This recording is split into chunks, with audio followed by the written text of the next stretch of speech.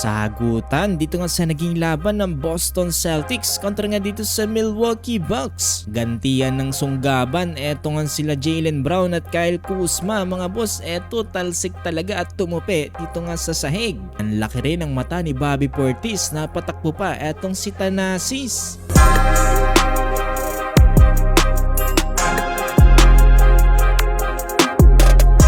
So laban ngayong araw ng Boston Celtics kontra nga dito sa Milwaukee Bucks. Di pa rin maglalaro etong si Giannis para nga dito sa Bucks due to calf injury. Kaya naman mga boss, eto early in the first quarter nagsimula na kagad ang bangayan nila Kyle Kuzma at Jaylen Brown. Tapos nga gumalaw ni JB dito nga sa free throw line bago pa nga tumira eto nga si Kyle Kuzma.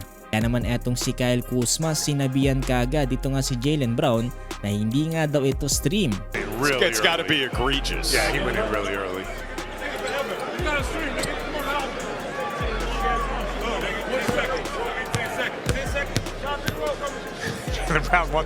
Oh, I like this rim mic here. Matapos yan, maya-maya lamang mga boss, eto under 3-minute mark dito nga sa second quarter, lamang pa ang Boston Celtics dito, 58-49.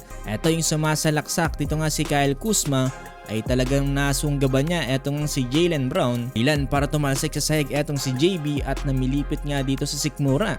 Matindi niyan mga boss, eto tinawagan pa ng shooting foul dito nga si Jaylen Brown dito sa play na to. Pero matapos yan, eto gumanti naman si Jaylen Brown under 3-minute mark sa second quarter pa rin to. Eto hawak-hawak niya ang bola at etong si Kyle Kuzma nagbabantay sa kanya.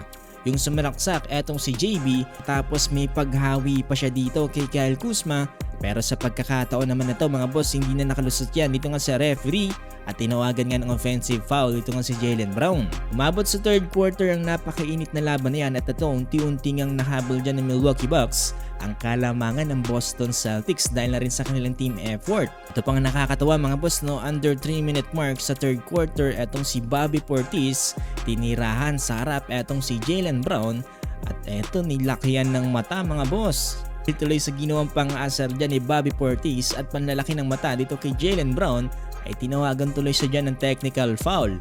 Pero nakakatawa dyan mga boss, no, dahil etong si Thanasis ay tumakbo pa mula sa bench para lang apiran etong si Bobby Portis. Talagang napakakulit talaga nito ni Thanasis. And Thanasis is running on the court. This is crazy. Well, sa uli mga boss, nagawang manalo dyan ng Milwaukee Bucks sa final score ng 116-101.